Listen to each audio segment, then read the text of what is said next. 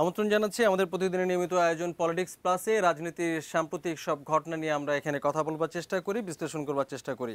আজকে আমাদের বিষয় রাজনীতি এবং নির্বাচন। এই বিষয়ে কথা বলতে আমাদের সঙ্গে দুজন অতিথি রয়েছেন আমাদের আজকের অনুষ্ঠানে। পরিচয় করে দিচ্ছি তাদের সঙ্গে। আমাদের সঙ্গে রয়েছেন বিএনপি চেয়ারপারসনের উপদেষ্টা আতাউর রহমান ঢালী, আমাদের সঙ্গে রয়েছেন রাজনৈতিক বিশ্লেষক সুভাষ সিংহ রায়। দুজনকে ধন্যবাদ জানাই আমাদের সঙ্গে আলোচনায় যুক্ত হওয়ার জন্য। আমরা রাজনীতি নিয়ে আজকে কথা বলতে চাই এবং আমার মনে হয় যে আজকে বোধহয় আলোচনা শুরু করা উচিত আসলে সিটি কর্পোরেশন উত্তরের যে নির্বাচনটি স্থগিত হলো শেষ পর্যন্ত আদালতের আদেশে, সেই বিষয়টা নিয়ে একটু আমার মনে হয় আলোচনা শুরু করা উচিত। প্রথমে আতাউর রহমান ঢালী, আপনার কাছে যেতে চাই, কিভাবে দেখছেন, কিভাবে বিশ্লেষণ করতে চান? ধন্যবাদ আজকে এই অনুষ্ঠানে ডাকার জন্য এবং অগণিত দর্শকদের আমার শুভেচ্ছা।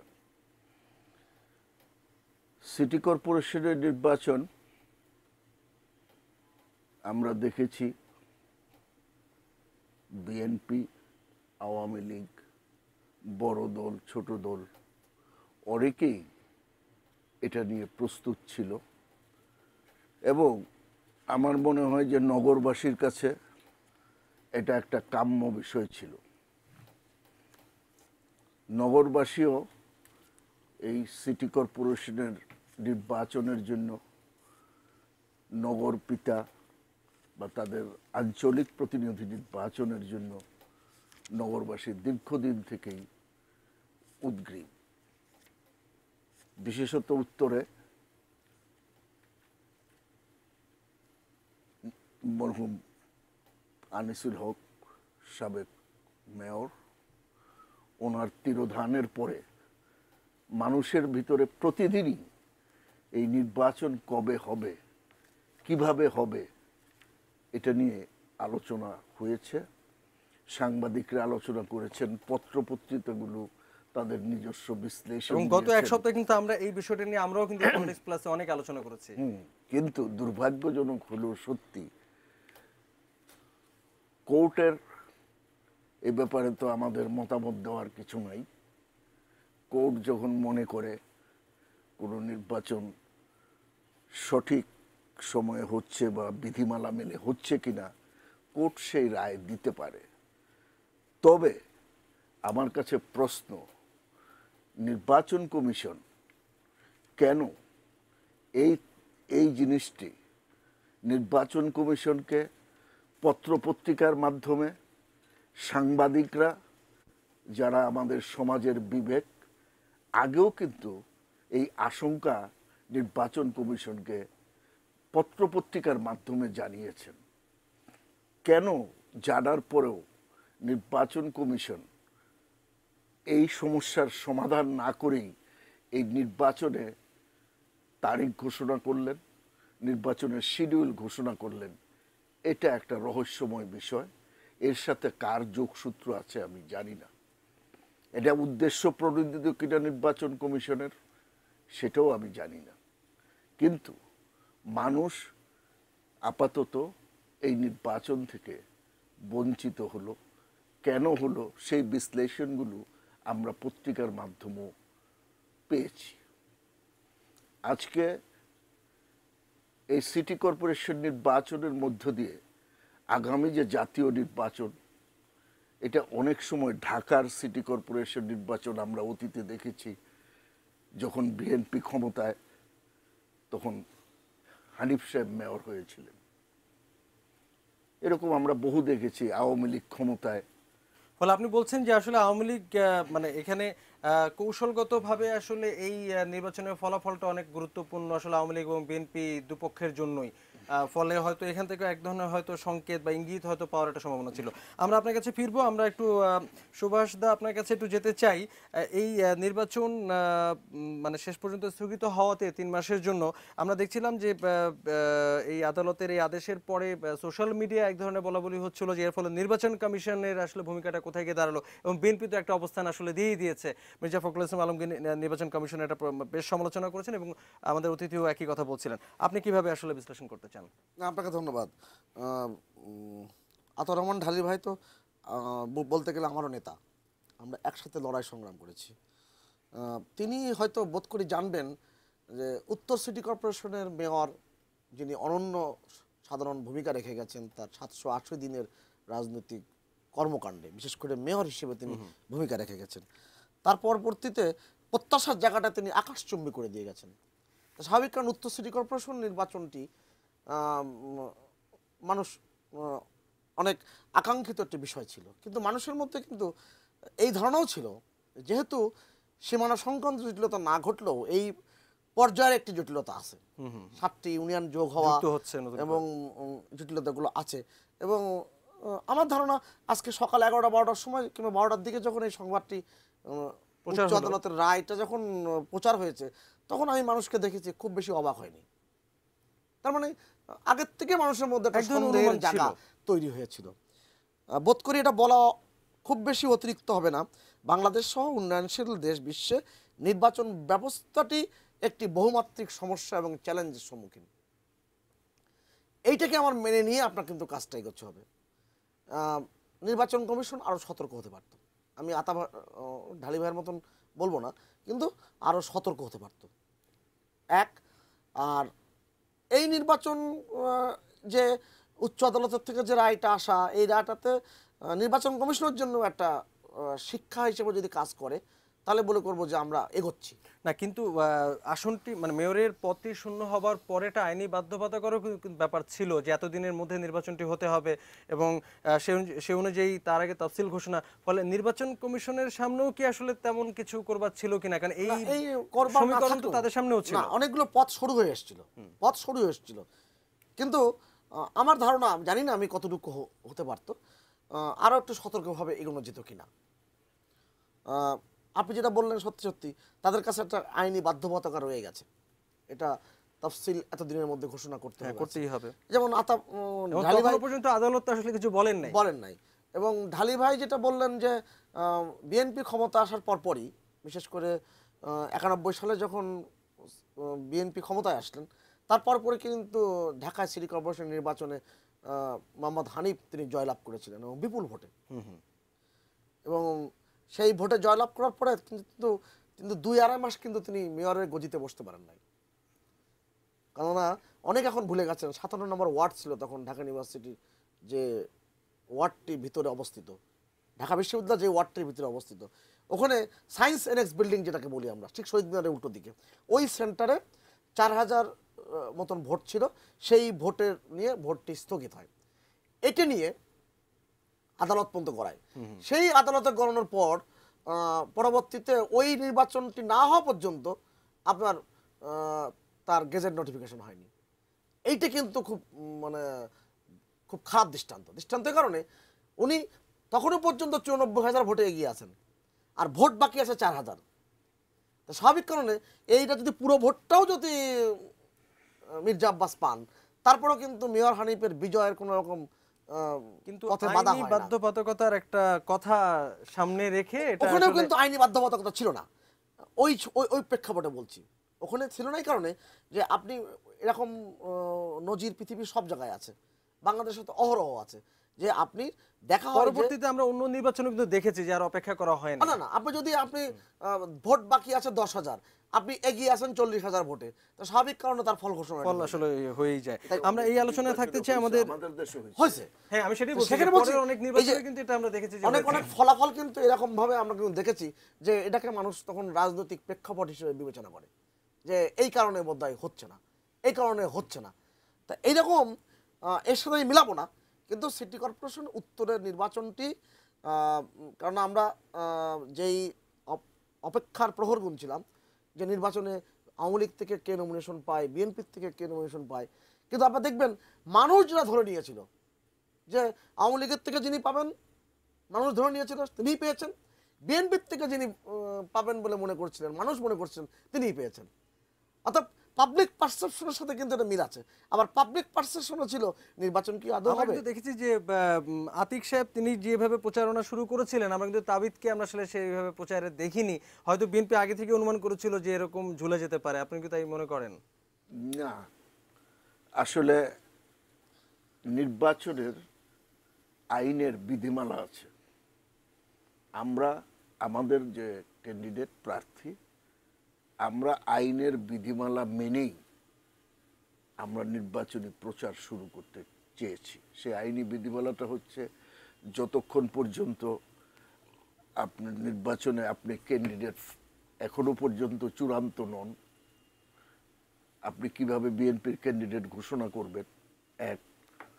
দুই হচ্ছে যে নির্বাচনের আপনার পেপার সাবমিট, এটা নির্বাচন কমিশন পর্যন্ত তাদের পাশ করা, তারপরে ক্যান্ডিডেচার আসে। এবং এর আগে নির্বাচন কমিশনের কতগুলো বিধিনিষেধ আছে নির্বাচনী প্রচারণার ক্ষেত্রে। সেই বিধিনিষেধগুলো আমরা সার্থকভাবে মেনে আমরা ওই প্রক্রিয়ার দিকে যাচ্ছিলাম। আমি এখানে একটু যোগ করি আতা ভাই, সবিনয়, সেটা হচ্ছে যে আমরা দুজনের মধ্যে আলাপ এটা, এবং নিশ্চয় দর্শক সামনে আছেন। পলিটিক্যাল প্রি মার্কেটিং বলতে একটা কথা আছে। এই প্রি মার্কেটিংয়ে আমরা অনেকগুলো অস্বস্তিকর বিষয় কিন্তু লক্ষ্য করি। যেমন নৌকা প্রতীক আওয়ামী লীগের, ধানের শেষ হচ্ছে বিএনপির, জাতীয় পার্টির লাঙ্গল। আপনি তৌফিক ইমরোজ কিংবা কোনো একজন ব্যক্তিকে, নরোজ ইমরোজকে আমি নৌকা মার্কার প্রার্থী হিসেবে দেখতে চাই, ওখানে পোস্টারে তখন কিন্তু কালার পোস্টার দেওয়া হয়। আমার বিধিনিষেধ আছে যে আমি নির্বাচন তফসিল ঘোষণার পরে ব্ল্যাক অ্যান্ড হোয়াইট ছাড়া করতে পারবো না। আমি আবার কিন্তু পোস্টারের কথা বলিনি, আমি যে শেষ করি। ক্যান্ডিডেট নিজে কি বলে। ক্যান্ডিডেটের ক্ষেত্রেও আপনি দেখবেন যে উভয় দলের ক্ষেত্রে যে জিনিসটা ব্যত্যয় ঘটে ক্ষেত্রে এই পলিটিক্যাল প্রি মার্কেটিংটা বেশি হচ্ছে। বলা হচ্ছে আমি অমুককে নৌকা মেয়র হিসেবে দেখতে চাই বলেই ওখানে নৌকা মার্কার ছবিটা দিয়ে দেয়, ওখানে ধানের শেষের ছবিটা দিয়ে দেয়। নির্বাচন কমিশন এই জায়গায় আসা উচিত যে আপনি প্রতীক বরাদ্দর আগে যার পোস্টারে এটি থাকিবে, হ্যাঁ, তার বিরুদ্ধে আমরা আইনি ব্যবস্থা লইব। এই যে ব্যাপারগুলো, এই আসলে হ্যাঁ, নির্বাচনী নিয়ম কানুন সংস্কারের হয়তো একটা আলোচনা, সেই আলোচনা আমরা একটু আরেকটা দিক আমি যোগ করি, তার সাথে আমি একমত হই। সেটা হলো যে আমাদের যে প্রার্থী ছিলেন, সেটা গত নির্বাচনে উনি প্রার্থী ছিলেন, সেই হিসাবে আমি মনে করি পরিচিতির দিক দিয়ে উনি অনেক আগায়া ছিলেন। সেই জন্য আমরা ধীরে সুস্থে আগাইতে চাচ্ছি। আর আতিক সাহেব উনি প্রার্থী হিসাবে নতুন।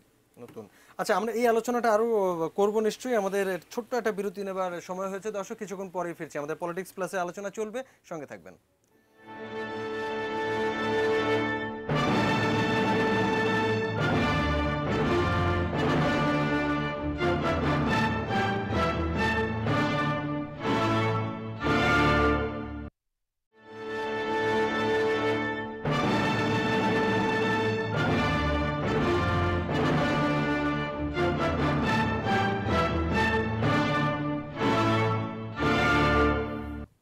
আমরা আছি পলিটিক্স প্লাসের আলোচনায় এবং নিশ্চিতভাবে আমরা রাজনীতি নিয়ে কথা বলছি। আজকের বিষয়ে রাজনীতির নির্বাচন। আমাদের সঙ্গে দুজন অতিথি রয়েছেন।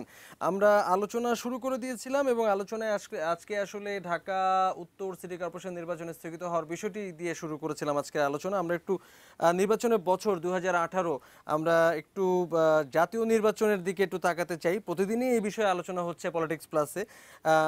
আমরা সুভাষ সিংহ রায় একটা সাপ্তাহিকের বাংলা বিচিত্রা, এটা আপনার সম্পাদিত একটি সাপ্তাহিক। আমরা কিছুক্ষণ আগে দেখছিলাম যে আপনারই একটি লেখা যে সরকারের উন্নয়নের 9 বছর জনগণের বিবেচনায় কতখানি থাকবে, কতটুকু থাকবে। আমি পুরো লেখাটি পড়িনি, শুধু হেডিংটা পড়ে আসলে ভাবলাম যে আমরা একটু আলোচনা করি।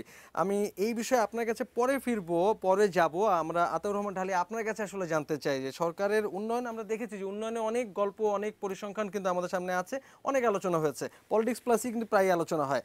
তো এই বিষয়টাকে আপনি আসলে কিভাবে দেখেন যে সরকারের উন্নয়নে 9 বছর জনগণ আসলে ভোটের সময় কতখানি বিবেচনায় রাখবে, কতখানি মনে রাখবে, কিভাবে দেখবে? আসলে আমাদের দেশের রাজনীতি, অতীত বর্তমান সবকিছুতেই মিলিয়ে আমরা দেখেছি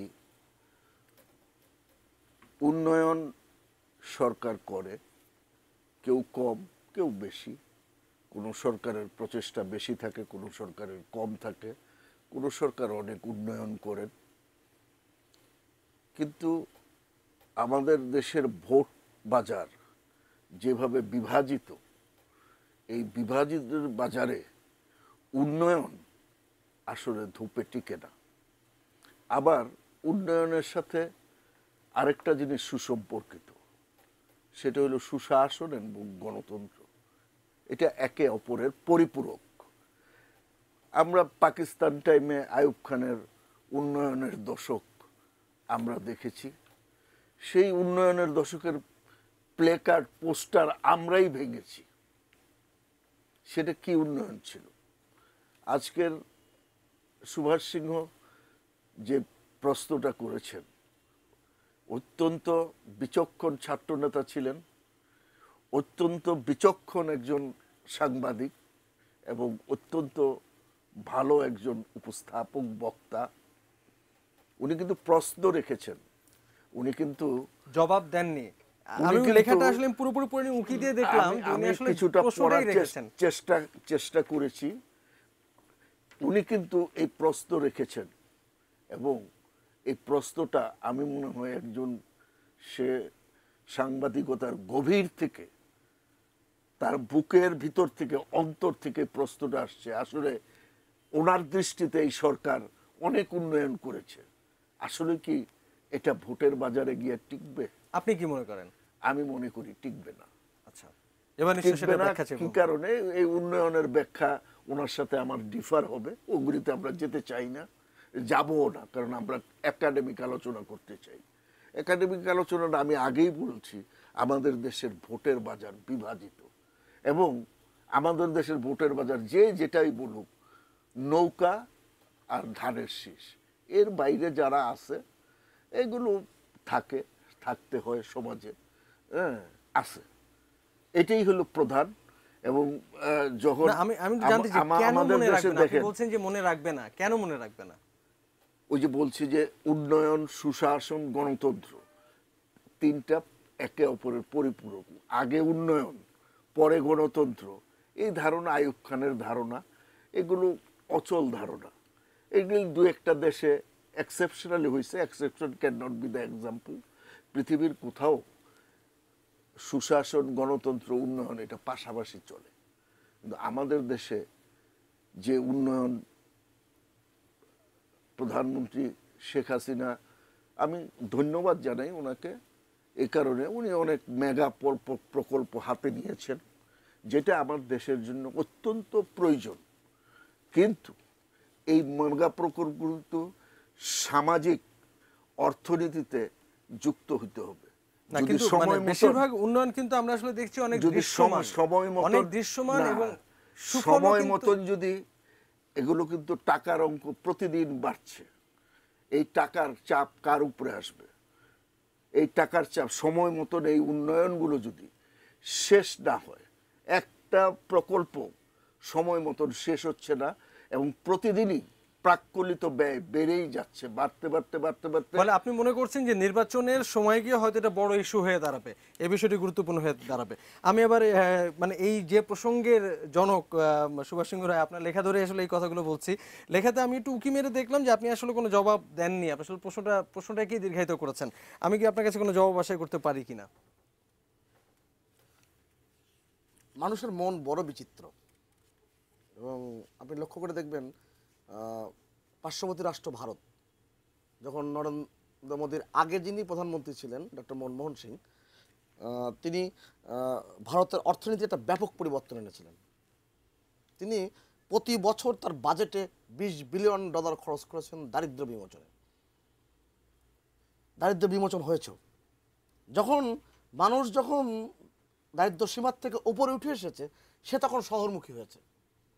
শহরে এসে বলছে আমার চাকরি দাও। মানুষ না খেয়ে থাকতো, না খাওয়া বন্ধ হয়েছে, শহরে এসে বলে চাকরি দাও। ডক্টর মনমোহন সিং চাকরি দিতে পারেনি। তখন মাঝখান দিয়ে নরেন্দ্র মোদী হাত বাড়িয়ে বলছেন যে আমি চাকরি দেব, অভয় দিয়েছেন। এবং পরবর্তীতে এই যে গুজরাট পরবর্তীতে নির্বাচন, সেই নির্বাচনে দেখেছেন যে তার কিন্তু ত্রাহি মধুসূদন অবস্থা নরেন্দ্র মোদীর। এগুলো কিন্তু উদাহরণ আছে। আপনি দেখবেন দ্বিতীয় মহাযুদ্ধের পরে যেই উইনস্টন চার্চিল, যার নেতৃত্বের কারণে ব্রিটিশ জাতি এরকম জয়লাভ করলো, তার পরবর্তীতে সেই নির্বাচনে সে পরাজিত হলো, মধ্যবর্তী নির্বাচন দিয়ে দিয়েছিল গেল। আপনি বাংলাদেশে 96 থেকে 2001 এই শাসন আমলটি ছিল আমার দৃষ্টিতে তৎকালীন বিশ্ব প্রেক্ষাপটের একটি স্বর্ণ সময় গিয়েছে। যখন লতিফুর রহমান সরকারের কাছে শেখ হাসিনা সরকার তিনি যখন দায়িত্ব হস্তান্তর করে সুষ্ঠু স্বাভাবিক প্রক্রিয়ায়, তখন মূল্যস্ফীতি ছিল 1.52। আপনি ভাবতে পারেন। তারপরে কোন 2001 সালের নির্বাচন, 1 অক্টোবর নির্বাচন, নানান জটিলতা, নানান রকম ফাঁক ফোকর, নানান রকম কায়দা কৌশল সব বাদ দিলাম, তারপরেও কিন্তু ওই নির্বাচনে কিন্তু সেই কাঙ্ক্ষিত ফলাফল আওয়ামী লীগ পায়নি। অতএব এই যে উন্নয়নের যে ধারণাটি, মাহাথির মোহাম্মদ টানা 23 বছর ক্ষমতা ছিলেন, তিনি যে উন্নয়নের মডেল রেখে গেছেন, সেই উন্নয়নের মডেল বাংলাদেশের রাজনীতিতে ধারাবাহিকতা একমাত্র শেখ হাসিনা ছাড়া কেউ রাখতে পারেনি। আমরা যদি আরেকটু মানে আমাদের এই প্রশ্নটাকে যদি একটু মানে একেবারে সুনির্দিষ্ট করি, আপনি কি মনে করেন?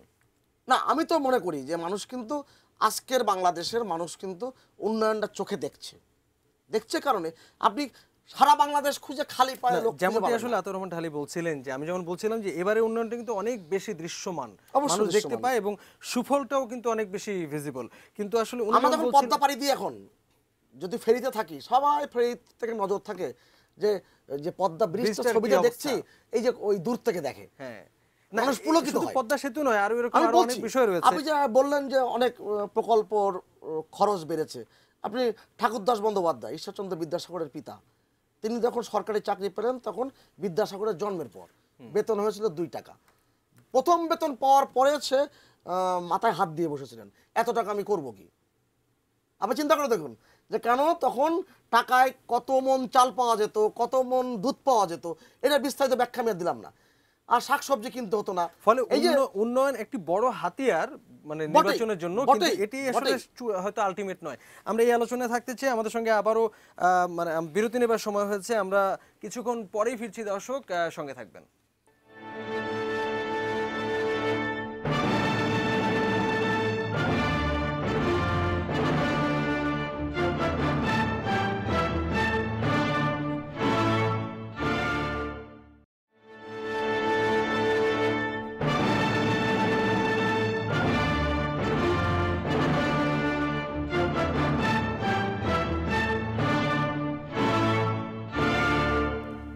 পলিটিক্স প্লাসে আছি, রাজনীতি নিয়ে কথা বলছি, দুজন অতিথি আমাদের সঙ্গে আছেন। আমরা শেষ অংশে চলে এসেছি পলিটিক্স প্লাসে। দুজন অতিথির মধ্যে একজন সুভাষ সিংহ রায়, তার একটি লেখা সরকারের উন্নয়নের 9 বছর সাধারণ মানুষ কতখানি মনে রাখবে বা জনগণের বিবেচনা কতটুকু থাকবে, এই বিষয়টি নিয়ে আমরা আলোচনা সূত্রপাত করেছিলাম। আলোচনাটি শেষ হয়নি, আপনি বোধহয় আর কিছু যোগ করতে চাইছিলেন। না, আমি খুব অল্প করে যোগ করি। মানুষের মন বোঝা কিন্তু বেশ কঠিন। বিশেষ করে আমাদের প্রেক্ষাপটে যদি দেখেন, 4টি সিটি কর্পোরেশনে, যে সিটি কর্পোরেশনগুলো খুব জনপ্রিয় মেয়র ছিলেন এবং তারা যে কাজ করেছে, পরবর্তী মেয়রের কাজ করার জায়গায় পর্যন্ত রাখেনি। আমি আর উদাহরণ দিলাম না, রাজশাহী, বরিশাল, গাজীপুর, মানে উন্নয়নের একটা মডেল তৈরি করেছে তারা। তার পরবর্তীতে নির্বাচন, অনেক রকম অপরাজনীতি ছিল। হেফাজতে ইসলামের পলিটিক্স ছিল ওই সময়, একটা দেশের একটা বিভাজনের রাজনীতি, যে কথাটা আমরা আলাপ করছিলাম।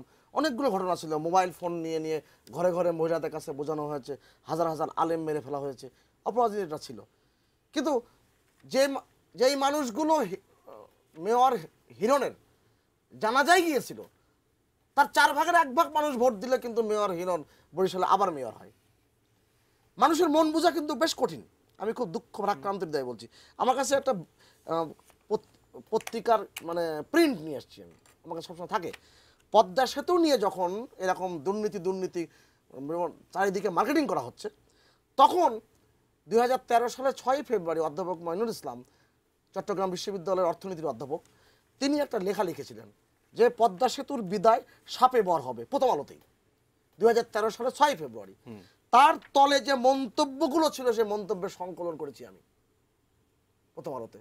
একটি মন্তব্য তার পক্ষে লেখা হয়নি।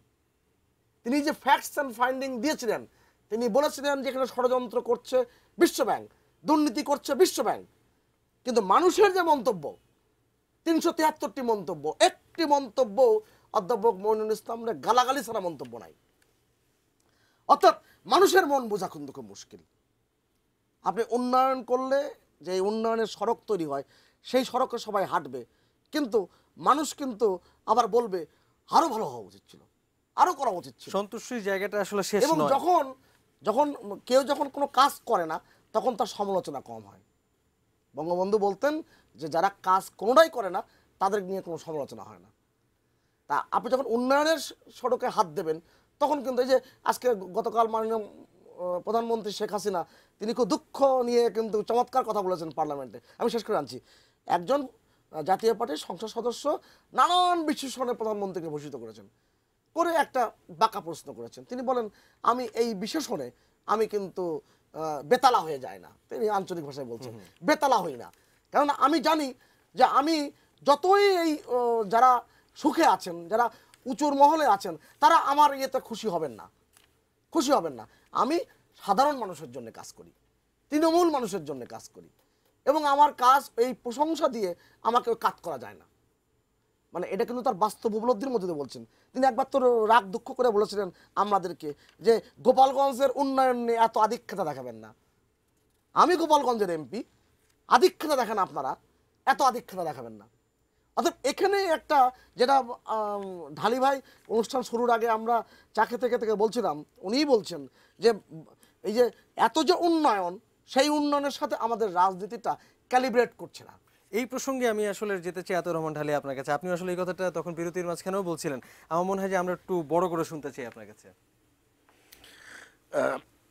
সুভাষ দা একটা কথা বলছেন যে মানুষের মন বিচিত্র এবং সেটা আসলে পরিবর্তনশীল।